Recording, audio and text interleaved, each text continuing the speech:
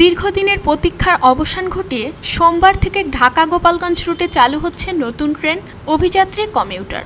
এতে একদিকে যেমন আর্থিক সাশ্রয় হবে, অন্যদিকে বাঁচবে সময়। রাজধানীর সাথে সরাসরি এই রেল যোগাযোগ স্থাপনকে কেন্দ্র করে স্বস্তি ফিরেছে গোপালগঞ্জবাসীর মধ্যে।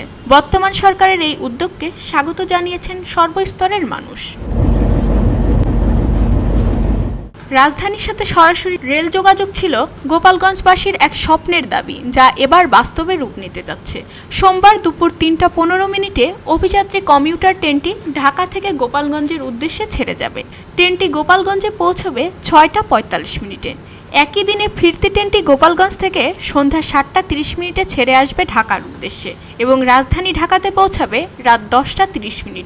নতুন এই ট্রেন সার্ভিস চালু হওয়ায় যাতায়াত ব্যবস্থার বড় ধরনের ইতিবাচক পরিবর্তন আসবে বলে আশা করছেন যাত্রীরা। যাতায়াতের সুবিধা হবে এবং কম খরচে ঢাকা শহরে আসা যাওয়া যাবে।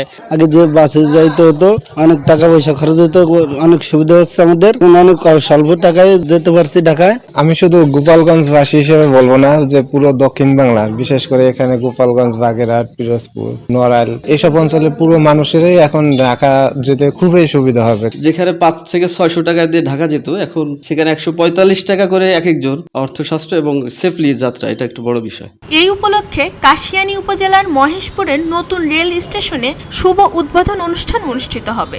অনুষ্ঠানে প্রধান অতিথি হিসেবে উপস্থিত থাকবেন গোপালগঞ্জ ১ আসনের সংসদ সদস্য সেলিমুজ্জামান সেলিম এবং বিশেষ অতিথি হিসেবে উপস্থিত থাকবেন গোপালগঞ্জ ২ আসনের সংসদ সদস্য ডাক্তার KM বাবর।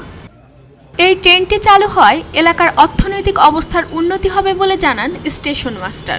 ঢাকা থেকে গোপালগঞ্জের রেল রোড ছিল, কিন্তু কোনো ট্রেন ছিল না। এখন গোপালগঞ্জবাসী অনেক বেশি উপকৃত হবে, কারণ তারা স্বল্প খরচে ঢাকা যেতে পারবে, যেটা বাসে যেতে গেলে ২-৩ গুণ বেশি লাগে। ঢাকা গোপালগঞ্জ ট্রেন চালু হওয়ায় শুধু গোপালগঞ্জই নয়, নতুন আশার আলো দেখছে পুরো দক্ষিণবঙ্গ। খবরের কাগজ, নিখাদ, নির্ভীক, নিরপেক্ষ।